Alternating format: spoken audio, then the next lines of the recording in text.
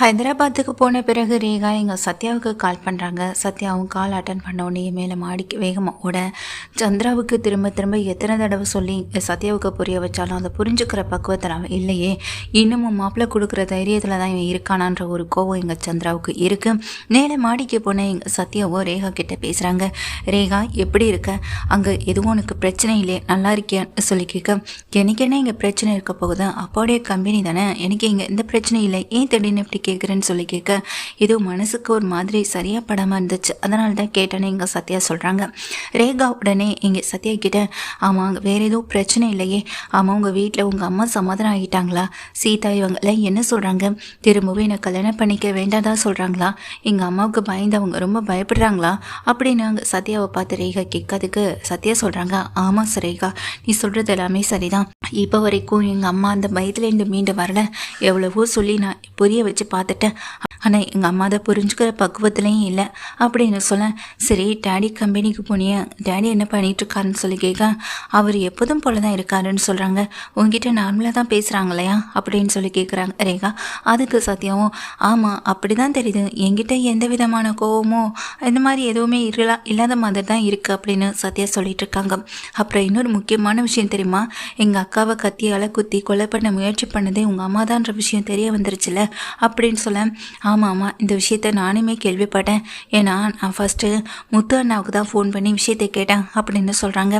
ஆமாம் ரேகா, இதனால் வீட்டில் அம்மா இன்னும் பயந்து போயிருக்காங்க, மீனா எலெக்ஷனில் அவங்கள எதிர்த்து நினைத்துக்கே இந்த கதைனா, நீ அவங்க பொண்ணை கல்யாணம் பண்ணிக்கணும்னு ஆசைப்பட்டனா உனக்கு என்ன கதைன்னு கொஞ்சம் யோசிச்சு பாரு, நீ உயிரோடாவது இருக்கணும்ல, உன் வாழ்க்கைக்காக தானே அம்மா இவ்வளவு சொல்கிறேன், ஏன் உனக்கு புரிய மாட்டேங்குதுன்னு அம்மா இதை நினச்சி ரொம்ப பயப்படுறாங்க ரேகா, எனக்கு என்ன பதில் சொல்கிறதுனே தெரியலன்னு சொல்ல, நீ என்ன பதில் சொல்லலான்னு இருக்க, என்னை விட்டுடலான்னு நினைக்கிறியான்னு சொல்ல, ஐயோ ரேகா உன்னை எப்படி நான் விட முடியும் அப்படின்னு அங்கே உன்னை சத்யா சொல்கிறாங்க.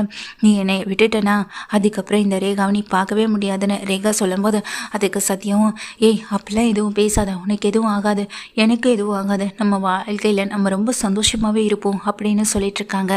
சரி ரேகா அப்போ நான் ஃபோனை வைக்கிறேன்னு ஃபோனை வச்சதுக்கு பிறகு சத்யா பயங்கர யோசனையிலையும் சிந்தனையிலையும் இருக்காங்க.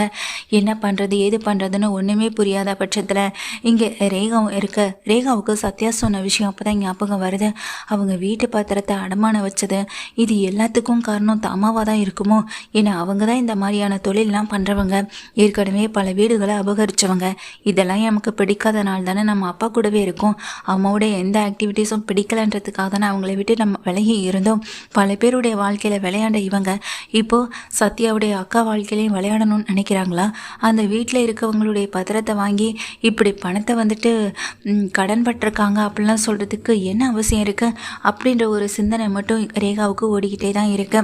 ரேகா அப்பாவுக்கு கால் பண்ணுறாங்க. அவங்க அப்பாவும் கால் அட்டன் பண்ண, சொல்லுமா ரேகா அங்கே பிஸ்னஸ்லாம் எப்படி போயிட்டுருக்கு, நல்லா இருக்கா அப்படின்னு கேட்க, இங்கே ஓகேவா தான்ப்பா இருக்கு, இங்கே எந்த பிரச்சனையும் இல்லை அப்படின்னு ரேகா சொல்ல, அதுக்கு அவங்க அப்பா உடனே சொல்கிறாங்க ரேகா கிட்ட, சரிம்மா நீனும் 1 மந்த் எக்ஸ்ட்ராவே தங்கி இருந்து பார்த்துட்டு வாமா, இங்கே ஒன்றும் பிரச்சனை இல்லை அப்படின்னு சொல்ல, என்னப்பா என்னால் இங்கே எவ்வளோ நாள் தனியாலாம் இருக்க முடியாது, நாங்கள் வந்துடுறேன் அப்படின்னு ரேகா சொல்கிறாங்க. இல்லைம்மா ரேகா என்ன சொல்ல வரேன்னு உனக்கு சரியாக புரியுதா இல்லையாம்மா அப்படின்னு சொல்லிட்டு கேட்குறாங்க. எனக்கு எல்லாமே புரியுதுமா, நீ எதுவும் சொல்ல வேணான்னு இங்கே ரேகாவுடைய அப்பா ஃபோனையும் வச்சுறாங்க. ரேகாவுக்கு இப்போ தான் சந்தேகமே வர ஆரம்பிக்குது, தான் அப்பா 1 மாதம்னு சொல்லிட்டு இன்னும் எக்ஸ்ட்ரா 1 மந்த் தங்கி இருந்துட்டு வர சொல்கிறான்னா அப்புறம் என்னவா இருக்கும் அப்படின்ற யோசனை இருக்குது. ஒருவேளை நானும் சத்தியம் லவ் பண்ணுற விஷயம் தெரிஞ்சிடுச்சா, இப்படி ஏகப்பட்ட ஒரு குழப்பம் எங்கள் ரேகாவுக்குள்ளே ஓடிக்கிட்டே தான் இருக்குது. இதுக்கிடையில் இங்கே சத்யாவுடைய அம்மா வேற பயப்படுறாங்க, சத்யா வீட்டில் இருக்கவங்க வேற பயப்படுறாங்க, இதுக்கெல்லாம் நம்ம என்ன பண்ண போகிறோம்னு தெரியாமல் ஒரு பக்கம் குழப்பத்தோடய தான் இருக்காங்க. அப்போ தான் இங்கே சவாரிக்கு போயிட்டு முத்து வராங்க. மீனா வந்துட்டு பூவெல்லாம் கட்டி வித்துக்கிட்டு இருக்கும்போது முத்து வந்து வண்டியை நிறுத்திட்டு மீனாவிட்ட வந்துட்டு பேசலான்னு போகிறாங்க. ஆனால் மீனா பேசவே இல்லை. என்னாச்சு மீனா அப்படின்னு சொல்ல, நான் தான் உங்ககிட்ட சொல்லிகிட்டே இருக்கானா நீங்கள் தான் கேட்க மாட்டேறீங்கல்ல, சத்யாவை வரவழைச்சிருக்கேன், சத்யா கிட்ட நீங்களே பேசுங்க அப்படின்னு மீனா சொல்ல, என்ன மீனா நீ அப்படின்னு இங்கே கோவத்தோட முத்து பார்க்கும் போதே சத்யா வந்து நிற்கிறாங்க. சத்யா மீனாவுடைய பூக்கடிக்கு முன்னாடி வந்து நிற்க இங்கே மீனா கிட்ட பேசவும் ஆரம்பிக்கிறாங்க. அக்கா என்னக்கா எதுக்காக அக்கா உடனே ஃபோன் பண்ணி வர சொன்னேன்னு சொல்லி கேட்க, உன் மாமா உங்ககிட்ட ஏதோ ஒரு விஷயத்தை பற்றி பேசணும்னு சொன்னாருன்னு சொல்லும் போது, இல்லைடா சத்யான்னு தலையாட்டும் போது, என்னங்க இப்போ நீங்கள் பேச போகிறீங்களா, நான் பேச வேண்டிய சத்யா, அம்மா பயப்படுறதுல ஒரு நியாயம் இருக்குது, எனக்கும் சீதாவுக்குமே அந்த பயம் இருக்குது, சிந்தாமணியால் உன்னுடைய லைஃபுக்கோ இல்லை இல்லை உன் உயிருக்கு ஏதாவது பிரச்சனை வந்துடுமோன்னு நினைக்கும் போது தான் எங்களுக்கு பயம் இன்னும் அதிகமாகிட்டே இருக்குது. பார்த்தீங்கன்னா எலெக்ஷனில் நான் எதிர்த்து நின்னப்பவே எனக்கு இந்த நிலைமை. பார்த்தீங்கன்னா நீ அவங்க பொண்ணை கல்யாணம் பண்ணிக்கணும்னு ஆசைப்பட்றேன். நிச்சயமாக சிந்தாமணிக்கு இது தெரியாமல் இருக்கிறதுக்கு வாய்ப்பே இல்லை. தெரிஞ்சுதான் ரேகாவை இங்கேருந்து அனுப்பி வச்சிருக்கணும்னு நான் சொல்லிகிட்டே இருக்கேன். ஆனால் உங்கள் மாமா அதெல்லாம் பெரிய விஷயமாகவே எடுத்துக்க மாட்டாரு. அட்லீஸ்ட் நீயாவது இதை புரிஞ்சுக்கோ சத்யா அப்படின்னு சொல்கிறாங்க. அக்கா நீ தேவையில்லாமல் பயப்படாதக்கா, எனக்கு எதுவும் ஆகாது அப்படின்னு இங்கே சத்யா சொல்ல. டேய் சத்யா, நான் உன் அக்காடா, எனக்கு தெரியும் என்ன நடக்கும் என்ன நடக்காதுன்னு. அந்த சிந்தாமணியை பற்றி நான் முழுசாக புரிஞ்சு விட்டவன். எனக்கு அவங்கள பற்றி நல்லாவே தெரியும். அவங்க பொண்ணுக்கு பெரிய இடத்துல பொண்ணு பார்த்து மாப்பிள்ளை பார்த்து கல்யாணம் பண்ணி வைக்கணும்னு அவங்க நினைப்பாங்க. சாதாரண இடத்துல, அதுவும் நான் அவங்களுக்கு மிகப்பெரிய எதிரி. அப்படிப்பட்ட ஒரு இடத்துல இருந்து மாப்பிள்ளையை எடுத்து கல்யாணம் பண்ணி வைக்கணும்னு அவங்க நினச்சி கூட பார்க்க மாட்டாங்க. சத்யா, இந்த விஷயத்துலேருந்து நீ இப்போவே விலகிக்கிட்டேன்னா உன் லைஃப் நல்லாயிருக்கும். பெருசாக எதுக்கும் ஆசைப்படாதரா சத்யான்னு சொல்ல, இதை கேட்டதும் சத்யாவுடைய முகமெல்லாம் வாடுது. இப்போ எதுக்கு நீ சத்யாவை வரவழைச்சி இந்த மாதிரி அவன் மனசை காயப்படுத்திட்டு இருக்க? நீ சத்யா, நீ கிளம்பு, நீ முதல்ல போய் வேலையை பாரு, நான் இவளை பார்த்து பேசிக்கிறேன் அப்படின்னு முத்து என்ன பண்ணுறாங்க, சத்யாவை அனுப்பி விட்டுறாங்க. சத்யாவை அனுப்பி விட்டதுக்கு பிறகு முத்துவும் சரி நானும் அப்படியே கிளம்புறேன். இங்கே பாரு மீனா, தேவையில்லாமல் நீ குழப்பிட்டு இருக்காம வேலையை மட்டும் பார்த்துட்டு சீக்கிரமாக வீடு வந்து சேரு. சரியா, நான் கிளம்புறேன், சவாரி விஷயமா கூப்பிட்ருக்காங்க, நான் போகிறேன் அப்படின்னு சொல்லிட்டு முத்து கிளம்பிடுறாங்க. மீனா மட்டும் யோசனை பண்ணிட்டு நிற்கிறாங்க. அப்போ தான் சீதா வராங்க தாக்காவை பார்க்கணுங்கிறதுக்காக. சீதாவும் அருணுமே அந்த அப்பார்ட்மெண்ட்டுக்கு கீழே நின்று வேலை பார்த்துட்ருக்க மீனாவை பார்த்ததும் பக்கத்தில் வரேன். என்னங்க எப்படிங்க இருக்கீங்க அப்படின்னு சொல்லிட்டு அருண் கேட்குறாங்க. நல்லா இருக்கேன், நீங்கள் எப்படி இருக்கீங்கன்னு விசாரிக்கிறாங்க இங்கே அருண்கிட்ட மீனாவும். நல்லா இருக்கேன்னு சொல்லி விசாரித்ததுக்கு பிறகு நானும் விஷயத்தை கேள்விப்பட்டேன். அந்த சிந்தாமணியுடைய பொண்ணு அந்த ரேகாவை இங்கே சத்யா காதலிக்கிறதா சொல்லி நானும் கேள்விப்பட்டேன். ஆனால் இந்த விஷயத்தில் எல்லாரும் பயப்படுறதுல ஒரு நியாயம் இருக்குல்ல, அதே எங்கே உங்கள் வீட்டுக்காருக்கு மட்டும் புரியாது. எல்லாரும் தப்புன்னு சொல்கிற ஒரு விஷயத்த அவர் சரின்னு சொல்லி தலையாட்டிகிட்டே இருப்பாரா? நானும் எங்கள் சீதாவுமே காதலிச்சு கல்யாணம் பண்ணிக்கிட்டவங்க தான். ஆனால் சத்யாவுடைய காதலுக்கு என்றைக்குமே எதிர்ப்பாக இருக்க மாட்டோம். சத்யாவுக்கு இந்த காதல் வேண்டாம்னு சொல்கிறதுக்கு காரணம் அவங்க அம்மா சாதாரண ஆள் கிடையாது அப்படின்றதுக்காக மட்டும்தான். எப்போ என்ன வேணாலும் ஆகலாம் இல்லையா அப்படின்னு அங்கே அருண் சொல்கிறாங்க. நானே இதை பற்றி பேசிட்டு இருந்தாங்க, ஆனால் அவர் தான் இதில் பிடிவாதமாக இருக்காரு.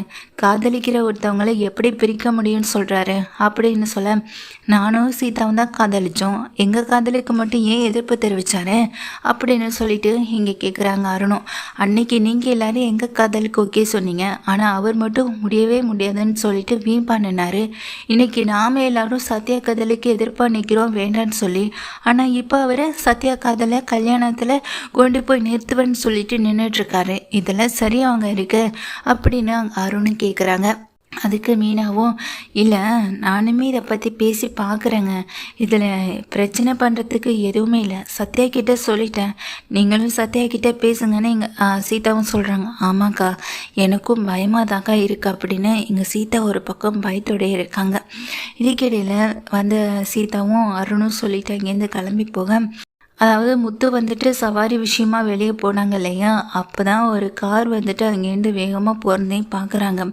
அந்த காரை வந்துட்டு ஃபாலோ பண்ணிகிட்டே போகிறாங்க. அது எல்லாருமே இருக்கிறது என்னென்னா சிந்தாமணியோடைய ஆட்கள் ஏறினதை தான் அந்த வண்டியில் பார்த்துருப்பாங்க. இவனுங்க இங்கே என்ன பண்ணுறானுங்க அப்படின்ற ஒரு சந்தேகத்தோடு தான் முத்து அவங்கள காரை வந்துட்டு ஃபாலோ பண்ணவும் செய்வாங்க. அந்த காரை ஃபாலோ பண்ணிட்டு போயிட்டு ஒரு இடத்துல நிற்கும் போது தான் தெரியுது, அந்த இடத்துலேருந்து ஒரு ஆளை கட்டி இழுத்துட்டு உள்ளே போடுது. இது நம்ம சத்யாவா அப்படின்ற மாதிரி பதட்டத்தோடு இருக்காங்க. சத்யா இன்னொரு பக்கமும் இறங்குறாங்க, சத்யாவையும் இழுத்துட்டு உள்ளே போகிறாங்க. மீனா பயந்த மாதிரி சத்யாவை கடத்திட்டு வந்துட்டாங்க. ஆனால் சத்யா கூட இருக்க இன்னொரு ஆள் யார், அவர் முகத்துலையும் இப்படி கட்டு போட்டு எதுக்காக இங்கே கடத்திட்டு போகணும் அப்படின்னு முத்து சந்தேகத்தோடு இருக்காங்க. அந்த நேரத்தில் மீனா முத்துவுக்கு கால் பண்ணுறாங்க. என்னங்க எங்கெங்கே இருக்கீங்க அப்படின்னு மீனா கேட்குறாங்க முத்துக்கிட்ட. இல்லை மீனா, சவாரி விஷயமாக தான் வந்தேன், வரத்துக்கு கொஞ்சம் நேரம் ஆகும் அப்படின்னு சொல்லாங்க. இதை கேட்டதும் மீனாவும் சரிங்க, சரி நான் உங்களுக்கு சமைச்சு வைக்கிறேன், சீக்கிரம் வாங்கன்னு ஃபோனை வச்சிட்றாங்க. மீனா கிட்டே இந்த விஷயத்த சொன்னால் இன்னும் பயப்படுவா. இந்த பயம் அவளுக்கு இருக்கக்கூடாதுன்னா நாம் இந்த விஷயத்தை பற்றி அவள்கிட்ட சொல்லக்கூடாது. சிந்தாமணி தான் அவங்க ஆட்களை வச்சு நம்ம சத்யாவை கடத்தியிருக்கணும், சும்மா விட்டுறக்கூடாதுன்னு முத்து கோவத்தோட வண்டியிலேருந்து கீழே இறங்குறாங்க. அப்படி இறங்கும்போதே அங்கே இருக்க பல பேரும் இங்கே முத்துவையும் பின்னாடி கையை கட்டி உள்ளே பிடிச்சி தரன்னு இழுத்துட்டு போய்ட்றாங்க. டேய் விடுங்கடான்னு முத்து ஒரு பக்கம் கத்துறாங்க. உள்ளே போன சத்யாவை பார்த்ததும் டேய் சத்யா என்னடா இங்கே அப்படின்னு சொல்லும்போது தெரியல மாமா, உங்ககிட்ட பேசிட்டு நான் அங்கேருந்து கிளம்பும் போதே இவங்க எல்லாருமே என்னை கூட்டிகிட்டு வந்துட்டானுங்க அப்படின்னு சொல்கிறாங்க. இப்போது எல்லாருமே இங்கே முத்துவையும் சத்யாவையும் கட்டி போட இன்னொரு பக்கம் ஒரு ஆள் கட்டி போடப்பட்டிருக்கேன். இதை பார்த்த முத்து ஆமாம் இரு யார் அப்படின்னு சொல்லும்போது நான் தான் சார் அப்படின்னு சொல்கிறாங்க. முகத்தில் இருக்க துணியை எடுத்ததுக்கு பிறகு பார்த்தா அந்த ஃபினான்சியராக இருக்கு. ஃபினான்சியர் அப்படின்ற மாதிரி அதிர்ச்சியோட முத்து பார்க்குறாங்க. நீங்களும் இந்த சிந்தாமணியும் ஒன்றா தானே வீட்டுக்கு வந்தீங்க, பணம்லாம் கேட்டு இங்கே டார்ச்சல் பண்ணீங்களே, ஆமாம் ஒன்று எதுக்கு சிந்தாமணி இங்கே கடத்தி கொண்டு வந்து வைக்கணும் அப்படின்னு சொல்லிட்டு கேட்குறாங்க. அது அப்படின்னு இங்கே சிந்தாமணிக்கிட்ட விஷயத்த சொல்ல, அதாவது முத்துக்கிட்ட விஷயத்த அது சார் அப்படின்னு விஷயத்த சொல்ல வரத்துக்குள்ளேயே இங்கே சிந்தாமணி வந்துடுறாங்க. என் பொண்ணு ரேகாவுக்கு நான் கல்யாணம் முடிவு பண்ணிட்டேன். இந்த கல்யாணம் முடிகிற வரைக்கும் நீங்கள் யாருமே இந்த இடத்த விட்டு நகரக்கூட முடியாது. முத்து நீ வேணும்னே மாட்டிக்கிட்ட போல, சிக்கிக்கிட்ட போல. ஆல்ரெடி வீட்டில் எல்லாருமே உங்ககிட்ட சொல்லியிருப்பாங்க. சத்யாவும் ரேகாவும் லவ் பண்ணுற விஷயம் எனக்குமே தெரியும். அது தெரிஞ்சு தானே அவளை நான் ஹைதராபாத்துக்கு அனுப்பி வச்சேன். இதோ இடையில இவன் என்கிட்ட சில்மிஷம் கொடுக்க ஆரம்பித்தான். அதான் அவனையும் அலைக்கா தூக்கிட்டு வந்துட்டேன். உங்கள் 3 பேருடைய கதையை முடிக்க நான் ஏற்பாடு பண்ணிட்டேன் அப்படின்னு சிந்தாமணி சொல்கிறாங்க. இவனுங்களை ஒழுங்காக பார்த்துங்கடா, இவனுங்க இந்த இடத்த விட்டு எங்கேயும் தப்பிச்சு போயிடக்கூடாது. அதுலேயும் அந்த முத்து சரியான புத்திசாலியாக்காரன். அந்த புத்திசாலியான முத்துவை தான் நீங்கள் இன்னும் நல்லா கவனிச்சுக்கணும் அப்படின்னு சிந்தாமணி அங்கே சொல்லிவிட்டு அங்கேருந்து கிளம்பி போயிடுறாங்க. இங்கே 3 பேரும் திகைப்போட உட்கார்ந்துருக்காங்க. அப்போ தான் முத்து கேட்குறாங்க, சரி சத்யாவை கடத்தினது ரேகாவை காதலிச்சான் அப்படின்றதுக்காக கடத்திட்டு வந்தாங்க, நான் பின்தொடர்ந்து வந்தேன்றதுக்காக என்னையும் இங்கே கட்டி போட்டானுங்க. ஆமாம் உன்னையை கடத்திட்டு வர்றதுக்கு என்ன காரணம் சொல்ல போறியா இல்லையா அப்படின்னு முத்து மிரட்டேன். உடனே அங்கே உட்காந்துருக்க ஃபினான்சியர் அப்படின்னு தங்கியபடி உட்காந்துருக்கேன். மாமா இப்படிலாம் கேட்டால் சொல்ல மாட்டான் அப்படின்னு சொல்லும்போது டேய் நீங்களுமே கட்டி தாண்டா கிடக்குறீங்க அப்படின்னு ஃபினான்சியர் சொல்கிறாங்க. ஏன்னா ஆட்கள் எல்லாருமே இப்போ ரூம்குள்ளே அடைச்சி கட்டி போட்டுட்டு வெளியே தான் இங்கே பாதுகாப்பாக நிற்கவும் செய்கிறாங்க. முதல்ல நம்ம இந்த இடத்துலேருந்து தப்பிக்கணும். தப்பிச்சா மட்டும்தான் இந்த சிந்தாமணி யாருன்றதை நம்ம வெளியேயும் கொண்டு வர முடியும். அது மட்டும் இல்லாமல் ரேகாவுக்கு ஏதோ திருமண ஏற்பாடெல்லாம் பண்ணியிருக்கதான் இந்த சிந்தாமணி சொல்கிறத கேட்குறப்போ ரொம்ப பயமாக இருக்கு மாமா அப்படின்னு சொல்ல, டேய் உன் ஃபோன் எங்கடான்னு சொல்ல, அதெல்லாம் பிடுங்கி வச்சுக்கிட்டானுங்க மாமா அப்படின்னு சொல்கிறாங்க. என்கிட்டயும் இல்லை அப்படின்னு ஃபினான்சியர் சொல்கிறாரு. என்கிட்டையும் ஃபோன் இல்லையே, கார்லேயே வச்சுட்டு வந்துட்டேனே அப்படின்னு முத்து நினச்சிட்டே உட்காந்துருக்காங்க. மோனிகிட்டையும் இப்போ ஃபோனும் இல்லை. எப்படியாவது வெளியே தப்பிச்சு போகணும். ரேகாவுக்கு இப்போ அவங்க அப்பாவுக்கே தெரியாமல் கல்யாணத்தை நடத்தணும்னு முயற்சி பண்ணிட்டு இருக்காங்க மாமான்னு சொல்ல, இதே எப்படி அவனுக்கு தெரியும்னு சொல்ல, நாங்கள் 2 பேருமே எங்கள் காரில் கூட்டிகிட்டு வரும்போதே அங்கே அவனுங்க ஆளுங்க அதை தான் பேசிட்டு வந்தானுங்க. கல்யாண ஏற்பாடு நிறைய இருக்குது, அதை பண்ணி ஆகணும்னு சொன்னானுங்க அப்படின்னு சொல்ல, இது கேட்டதுமே இங்கே முத்துவும் அப்போது ரேகாவுக்கே தெரியாமல் இந்த கல்யாண ஏற்பாடெல்லாம் நடக்குது அப்படி தானேன்னு சொல்லிட்டு முத்து கேட்கமே. அதுக்கு சத்யாவும் ஆமாம் மாமான்னு சொல்கிறாங்க. ரேகாவுக்கு மட்டும் இல்லை, ரேகாவுடைய அப்பாவுக்கே தெரியாம தான் இந்த கல்யாண ஏற்பாடு நடக்குதுன்னு ஃபினான்சியர் சொல்ல, என்னையா சொல்கிறா அப்படின்னு முத்து அவனை பார்த்து கேட்க, அதுக்கு உடனே அவரும் சொல்கிறாரு, ஆமாம் ரேகா இப்போது இங்கே ஹைதராபாத்தில் இருக்காங்க இல்லையா, அவங்கள இங்கே உடனே கூட்டிகிட்டு வரதுக்கு ஆட்களையும் ஏற்பாடு பண்ணிட்டாங்க. அவங்க அப்பாவுக்கே தெரியாமல் அவங்க அப்பா மூலமாக ஹைதராபாத்துக்கு அனுப்பி வச்சதும் சிந்தாமணி தான். அப்படி அனுப்பி வச்ச அவங்க அப்பாவுக்கே தெரியாமல் எங்கள் வீட்டுக்கு கூட்டிகிட்டு வர போகிறதும் சிந்தாமணி தான். சிந்தாமணி நினச்சது போல் இப்போது இங்கே ஊருக்குள்ளேயே வரவிடாமல் வெளியே வச்சு கல்யாணத்தை முடிக்கலான்ற ஒரு அளவுக்கு அவங்க முயற்சி பண்ணிட்டாங்க அப்படின்னு அங்கே ஃபினான்சியர் சொல்ல, இதெல்லாம் எப்படி உனக்கு தெரியும்னு சொல்ல, ஏன்னா அவங்க என்கிட்ட இந்த விஷயத்தை பற்றி ஏற்கனவே சொல்லிட்டு இருந்தாங்க, அதனால் எனக்கு தெரியும் அப்படின்னு சொல்கிறாங்க. இதை கேட்டதும் சரி நான் கேட்டதுக்கான பதில் உங்ககிட்டேருந்து வரவே இல்லையே, ஆமாம் உன்னை இதுக்காக இந்த சிந்தாமணியுடைய ஆட்கள் கடத்திட்டு வரணும் அப்படின்னு சொல்லிட்டு இங்கே முத்து கேட்க, அதுக்கு அப்பவும் அவர் தயங்கியபடி நிற்க, உடனே அங்கே சத்யாவும் சொல்ல புரியா இல்லையா அப்படின்னு உடனே ஒரு அதட்டு போட, உடனே உட்காந்துருக்க ஃபினான்சியரும் நானும் எங்கள் மாதிரி வட்டிக்கு பணம் கொடுத்து வாங்குற ஒரு ஆள் தான். உங்கள் அம்மாவும் உங்கள் அண்ணனும் இந்த மாதிரி என்கிட்ட பணம் வாங்க வந்ததுக்கு காரணமே சிந்தாமணி தான். சிந்தாமணி சொல்லி தான் அவங்க என்கிட்ட வந்தாங்க. அது மட்டும் இல்லாமல் பணத்தை கொடுத்தது நான் கிடையாது, சிந்தாமணி தான் என்கிட்ட பணத்தை கொடுக்கவும் சொன்னாங்க. அந்த வீட்டோட பத்திரம் அவங்களுக்கு கிடைக்கணுன்றதுக்காக தான். மொத்தத்தில் சிந்தாமணி போட்ட பிளான் தான் எல்லாமே. அந்த வீட்டோட பத்திரம் இங்கே அவங்களுக்கு கிடைக்கணுன்றதுக்காக தான் இதெல்லாம் செய்யவும் சொன்னது அப்படின்னு அந்த ஆளு சொல்ல, இதை கேட்ட உடனேயே முத்து அதிர்ந்து போகிறாங்க. அப்போ அந்த வீடு அப்படின்னு சொல்லி கேட்க, அந்த வீட்டோட பத்திரம் என்கிட்ட தான் இருந்துச்சு, ஆனால் அந்த வீட்டோட பத்திரம் இப்போ என்கிட்ட இல்லை. அதை கேட்டு இங்கே சிந்தாமணி சிந்தாமணி என்கிட்ட வந்து டார்ச்சர் பண்ணாங்க. ஆனால் அது என்கிட்ட இல்லைன்றதை சொன்னேன். ஆனால் அதை கேட்கவே இல்லை. நீ தான் அந்த பத்திரத்தை வாங்கி வச்சிருக்க, அந்த இடத்துல மெட்ரோ வரப்போகுது, அதை வச்சு பெரிய கோடிக்கணக்கில் பணத்தை வந்துட்டு ஆட்டை போடணும் வாங்கணும் அப்படின்னு நினச்சிட்டு இருந்தாங்க சிந்தாமணி. அந்த பணத்துக்கு நான் ஆசைப்பட்டு செஞ்சுட்டுன்ற கோவத்தில் தான் என்னை கூட்டிகிட்டு வந்து இப்படி கட்டி அடைச்சி வச்சுருக்காங்க அப்படின்னு சொல்ல, இதை கேட்டோடனே முத்து, அப்போ எங்கள் வீட்டோட பத்திரம் எங்கே தாண்டா இருக்குது, உண்மையை சொல்ல போறியா இல்லையாடான்னு சொல்ல, சத்தியமாக எனக்கு தெரியாது. என் வீட்டோட பத்திரம், அதாவது உங்கள் வீட்டோட பத்திரம் எங்கே இருக்குன்னு தெரிஞ்சால் நான் அதை சிந்தாமணிகிட்ட கொடுத்துருக்க மாட்டேனா? சிந்தாமணி என்னை இப்படி டார்ச்சர் பண்ணுறதுக்கு காரணமே உங்கள் வீட்டோட பத்திரம் தானே. அது என் கையிலேருந்து இப்போ நான் இங்கேருந்து கிளம்பி போயிட்டே இருப்பேன். ஆனால் இப்போ அது வரைக்கும் என்கிட்ட கையிலே இல்லை அப்படின்னு சொல்கிறாங்க. இதை கேட்ட முத்துவும் சத்யாவும் அதிர்ச்சியோடு இருக்க, சிந்தாமணி எவ்வளோ பெரிய பிளான், எவ்வளோ பெரிய கில்லாடின்றது இந்த விஷயத்தில் எங்கே தெரியுது. ஒரு பக்கம் எங்கள் வீட்டை அடைகிறது, இன்னொரு பக்கம் சத்யாவை கொலை பண்ண முயற்சி பண்ணது, இன்னொரு பக்கம் இங்கே சத்யா ரேகாவுக்கு இன்னொரு இடத்துல மாப்பிள்ளை பார்த்து கல்யாணத்தை ஏற்பாடு பண்ணுறது, தான் கணவரன் கூட பார்க்காம அவரே ஏமாத்துனது, இப்படி ஏகப்பட்ட பித்தலாட்ட வேலையை அந்த லேடி பார்த்துட்ருக்கு. சும்மாவே விட மாட்டேன்னு முத்து சொல்ல, நாம் இந்த இடத்துலேருந்து தப்பிச்சாதான் இதுக்கான வழி ஏதாவது கிடைக்கும். நாம் தான் தப்பிக்கவே முடியாத ஒரு இடத்துல இருக்கோமே, அப்புறம் எப்படின்னு சொல்லிட்டு யோசனை பண்ணிகிட்டே இருக்காங்க. அதுக்கிடையில் இங்கே மீனா வந்துட்டு வீட்டில் போய் சமைச்சிட்டு ரெடி ஆகிட்டு பார்த்துட்டே இருக்காங்க. ஆனால் முத்து இன்னும் வரல. முத்துவுக்கு கால் பண்ணால் ஃபுல்லாக ரிங் ஆகுது, கட் ஆகுது, ஆனால் கால் அட்டன் பண்ணலை. இந்த பையன் உடனே மீனாவுக்கு வர இங்கே செல்வானாவுக்கு கால் பண்ணுறாங்க. செல்வமும் இல்லையே தங்கச்சி, அவன் அப்போவே அங்கேருந்து போயிட்டானே, அதுக்கப்புறம் நான் அவனை பார்க்கவே இல்லையே அப்படின்னு சொல்கிறாங்க. சவாரிக்கு வந்தவங்க கூட எனக்கு தான் கால் பண்ணாங்க, அவன் சவாரிக்கு போகலன்னு சொன்னாங்கன்னு சொல்லும்போது மீனாவுக்கு இன்னும் பயம் அதிகமாகிடுது. சத்யாவுக்கு கால் பண்ணுறாங்க. ஒருவேளை சத்யா பார்க்க போயிருப்பாரோ அப்படின்னு நினச்சிட்டு சத்யாவுக்கு கால் பண்ணுறாங்க. சத்யாவும் கால் அட்டன் பண்ணலை. உன்னை சந்திரா உடனே மீனாவுக்கு கால் பண்ணி சத்யாவுக்கு ஃபோன் பண்ணாண்டே அவன் ஃபோன் அட்டன் பண்ணவே இல்லைன்னு சொல்ல, மீனா உடனே சந்திரா கிட்ட நானும் அவருக்கு தாம்மா கால் பண்ணேன், அப்போது அவரும் சத்யாவும் தான் எங்கேயாவது போயிருக்கணும், ரெண்டு பேருமே எனக்கு கால் அட்டன் பண்ணவே இல்லைம்மா அப்படின்னு பதற்றத்தோடு இங்கே மீனா சொல்லிட்டு இருக்காங்க. இப்போ மீனாவுக்கும் சந்திராவுக்கும் பயமும் பதட்டமும் அதிகமாகிடுது. அண்ணாமலை கொஞ்சம் நேரம் வெயிட் பண்ணுமா, அவன் எப்படி வந்துடுவான்னு சொல்லிட்டு இங்கே சமாதானப்படுத்திட்டு இருக்காங்க மீனாவை. இன்னொரு பக்கம் வெளியே வந்த ரவியோ ஸ்ருதிக்கிட்ட சொல்லிட்டு நான் போய் முத்து எங்கே இருக்கான்னு பார்த்துட்டு வரேன், அண்ணி ரொம்ப பயப்படுறாங்கன்னு சொல்லிட்டு அங்கே இந்த ரவி கிளம்பி போகிறாங்க. ரவி ஒரு பக்கம் முத்துவை தேடி போக, இன்னொரு பக்கம் ஸ்வேதாவும் வந்துட்டு முத்து அண்ணாவை தேடி போயிட்டுருக்காங்க. முத்து அண்ணா எங்கேயுமே போய் இருக்கக்கூடிய ஆள் இல்லை. இந்த பக்கமாக தான் கார் போயிருக்கு. சிசிடிவி ஃபுட்டேஜில் பார்க்கும்போது இந்த பக்கம் போனது திரும்ப ரிட்டர்ன் ஆகவே இல்லை.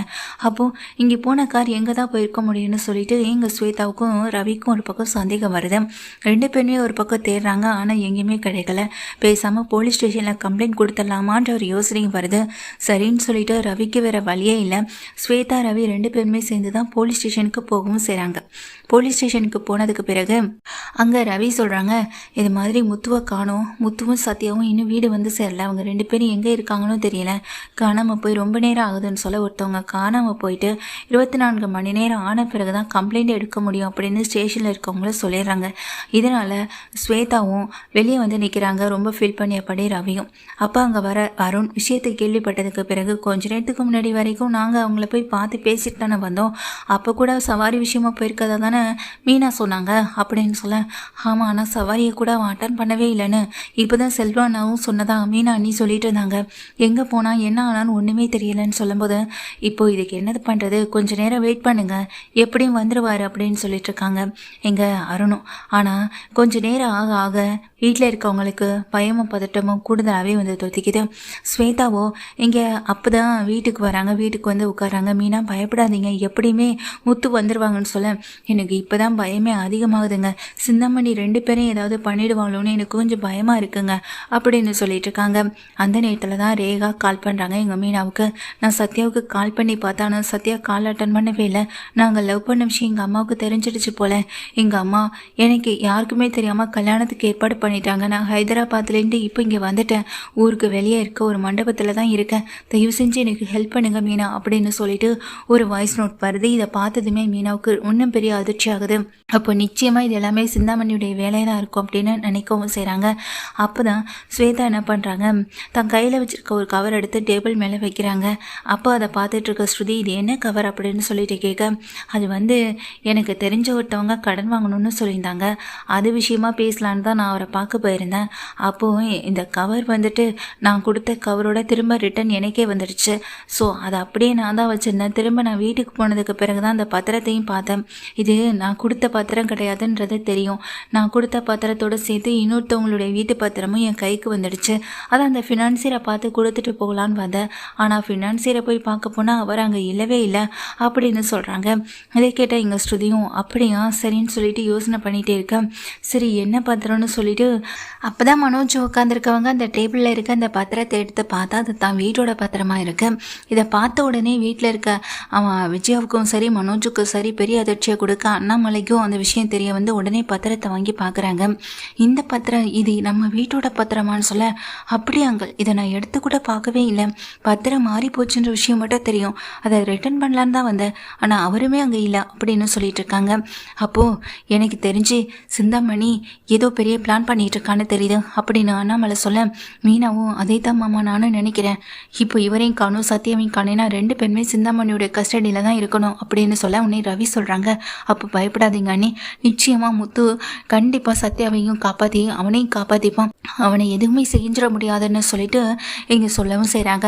அதே போல் தான் அங்கே இருக்க 3 பேருமே பிளான் பண்ணுறாங்க. இந்த இடத்துல நம்ம ஒத்துமையாக இருந்தால் மட்டும்தான் தப்பிக்க முடியும்னு சொல்லிட்டு 3 பேருமே பிளான் பண்ணுறாங்க. பிளான் பண்ண மாதிரி ஒருத்தருக்கு ஒருத்தர் இங்கே ஹெல்ப் பண்ணிக்கவும் செய்கிறாங்க. ஒருத்தருடைய ஒருத்தர் கட்ட அவிழ்த்துக்கவும் செய்கிறாங்க. அதுக்கு பிறகு தான் அங்கே இருக்க ஆட்களை அடித்து போட்டுட்டு முத்து சத்யா அதுக்கப்புறம் அந்த ஃபினான்சியர் 3 பேரும் தப்பிக்கிறது மட்டும் இல்லாமல் அந்த ஆட்களோடு சேர்ந்து போலீஸ் ஸ்டேஷனுக்கு போகிறாங்க. கம்ப்ளைண்ட் கொடுக்குறாங்க. கம்ப்ளைண்ட்டை கொடுத்தது மட்டும் இல்லாமல் சிந்தாமணி தான் இது எல்லாத்துக்கும் காரணம், தன் பொண்ணுக்கு கட்டாய கல்யாணத்தை ஏற்பாடு பண்ணுறாங்கன்னு சொல்லிட்டு அந்த திருமணத்தையுமே நிறுத்துகிறாங்க. முத்து இவ்வளோ பெரிய விஷயத்த பண்ணிவிட்டு நேராக வீட்டுக்கு போனால் சத்யா வந்ததை பார்த்ததுக்கு பிறகு தான் வீட்டில் இருக்க எல்லாருக்குமே நிம்மதியாக வருது. சத்யாவை ஒப்படைச்சிட்டு சந்திரா கிட்ட சொல்லிட்டு அதுக்கப்புறம் நேராக வீட்டுக்கு வராங்க. முத்துவும் ஃபினான்சியரும் உள்ளே வந்த ஃபினான்சியரும் அங்கே நிற்கிற ஸ்வேதாவை பார்த்ததும் அவருக்கு அப்படியே ஒரே சந்தோஷம்தான். ஏன்னா ஸ்வேதா ஒரு தடவை பார்த்ததுமே அவருக்கு ரொம்ப பிடிச்சி போயிருக்கும். செகண்ட் டைம் எப்படியாவது நம்ம மீட் பண்ண மாட்டோமான்னு காத்துட்டே இருந்திருப்பார். அந்த பார்வையிலே தான் இந்த பத்திரத்தை வந்துட்டு மிஸ் பண்ணவும் செஞ்சுருப்பார். பத்திரத்தை மாற்றி கொடுத்ததுக்கு காரணமே அதுதான், ஸ்வேதா மேலே இருந்தால் அந்த ஒன் சைட் லவ் தான். அதை கொடுத்ததுக்கு பிறகு தான் இங்கே இவ்வளோ பெரிய பிரச்சனையை சந்திக்க வந்து இருந்துச்சு. பத்திரம் இவங்க வீட்டு கைக்கு போயிடுச்சு அப்படின்னு தெரிஞ்சதும் அவர் உடனே அந்த பத்திரத்தை திரும்ப கேட்குறாரு. அதை எங்களால் கொடுக்க முடியாது. அந்த சிந்தாமணி எவ்வளோ பெரிய பிளான் பண்ணி எங்கள் வீட்டு பத்திரத்தை எங்களுக்கே தெரியாமல் எடுத்து இவ்வளோ பெரிய விஷயத்த பண்ணணும்னு நினச்சிருப்பான்னு சொல்லிட்டு இங்கே விஜயாவும் திட்டுறாங்க, மனோஜும் திட்டுறாங்க. அண்ணாமலை சொல்கிறாங்க தெரியாமல் எடுக்கலை, நீ கொடுத்ததுனால தான் அந்த பொம்பளை எடுத்து வச்சுருந்தானே. எங்கள் அண்ணாமலை சொல்லிட்டு திட்டவும் செய்ய இனிமேல் இந்த மாதிரியான தொழிலே எனக்கு வேண்டான்னு இங்கே முடிவை எடுத்துடுறாங்க. அப்போது ஸ்வேதா சொல்கிறாங்க அந்த ஃபினான்சியரை பார்த்து, இந்த மாதிரி தொழில் செய்கிறதுனால யாருக்கு நல்லது நடக்க போகுது? நீங்கள் பணத்தை ஒவ்வொரு தடவை கொடுக்கும்போது அது சந்தோஷமாக வாங்கிப்பாங்க. ஆனால் அதே பணத்தை நீங்கள் திருப்பி கேட்கும்போது உங்களை கண்டபடி திட்டுவாங்க. இந்த சாபம் எல்லாமே உங்களை தானே வந்து சேரும்.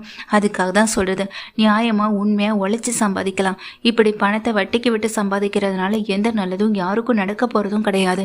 அதை முதல்ல புரிஞ்சுக்கிட்டீங்கனாலே இந்த தொழிலெலாம் வச்சு நடத்த மாட்டீங்கன்னு சொல்ல இப்போவே இந்த தொழிலை நான் தூக்கி எறிகிறேன். இனிமேல் நான் பிஸ்னஸ் புதுசாக ஸ்டார்ட் பண்ண போகிறேன். அந்த பிஸ்னஸை நான் நல்லபடியாக ரன் பண்ணுவேன்ற நம்பிக்கை எனக்கு நிறையவே இருக்குது அப்படின்ற மாதிரி சொல்லிவிட்டு அங்கேருந்து ஃபினான்சியர் ஸ்வேதாவை பார்த்தபடியே கிளம்பி போக, என்ன ஸ்வேதா உனக்கு அந்த ஆள் எதுவும் பிடிச்சிருக்கா என்ன அப்படின்னு முத்து கேட்குறாங்க. ஆனால் அதெல்லாம் எதுவும் இல்லைண்ணே அப்படின்னு ஸ்வேதா சொல்ல, ஆனால் அந்த ஆளுக்கு உன்னை பிடிச்சிருக்கு போல், அதனால தான் இப்படியே ஒரு லுக்கு விட்டு போயிட்டே இருக்காரு அப்படின்னு சொல்லிட்டு முத்து சொல்கிறாங்க. ஆனால் ஃபினான்சியருக்கு ஸ்வேதா ரொம்ப பிடிச்சிருக்கு. நாம் நியாயமாக உண்மையாக உழைக்கிற பட்சத்தில் ஸ்வேதா நம்மளை காதலையும் ஏற்றுப்பான்ற நம்பிக்கையோடு அந்த ஃபினான்சியர் அந்த வீட்டை விட்டு கிளம்பி போக ஸ்வேதாவோ இங்கே ஒரு யோசனையிலே நின்றுட்டுருக்காங்க. நிச்சயமாக இனிமேல் இந்த குடும்பத்துக்கு எந்த பிரச்சனையும் வந்துடக்கூடாதுன்ற ஒரு உறுதியோட முத்து மீனான்னு எல்லாருமே நின்றுட்டுருக்காங்க. அண்ணாமலையும் இங்கே முத்து மீனா கிட்ட இந்த பொறுப்பை ஒப்படைக்கிறாங்க. இந்த பத்திரம் வந்துட்டு இனி உங்கள் பொறுப்பில் உங்கள் கையில் இருக்குன்ற உண்மையை வந்துட்டு கொடுக்கவும் செய்கிறாங்க. இதுக்கிடையில் சிந்தாமணி வந்துட்டு போலீஸ் அரெஸ்ட் ஆகவும் செய்ய இப்படி தனக்கே தெரியாமல் தான் பொண்ணுக்கு கல்யாணம் ஏற்பாடு பண்ணதுனால அவங்க அப்பா தீர்க்கமான ஒரு முடிவு எடுத்துறாங்க. சத்யா தான் என் பொண்ணுக்கு வந்துட்டு புருஷனாக இருக்கக்கூடிய ஒரு தகுதியான ஆள், அவன் இல்லைன்னா என் பொண்ணால் சத்தியமாக வாழ முடியாதுன்றதையும் புரிஞ்சுக்கிறாங்க ரேகாவோட அப்பா. எல்லாருடைய பிரச்சனையும் ஒரே நாளையில் ரொம்ப சந்தோஷமாக சுமூகமாகவும் முடியவும் செய்து சிந்தாமணி பண்ண ஒரு வேலையால் அவசரமாக இதையோ பண்ணுறேன்னு சொல்லி பெரிய சிக்கலில் சிக்கிட்டாங்க. சிந்தாமணி ஸ்டேஷனில் கம்பி எனவும் செய்கிறாங்க. இப்போது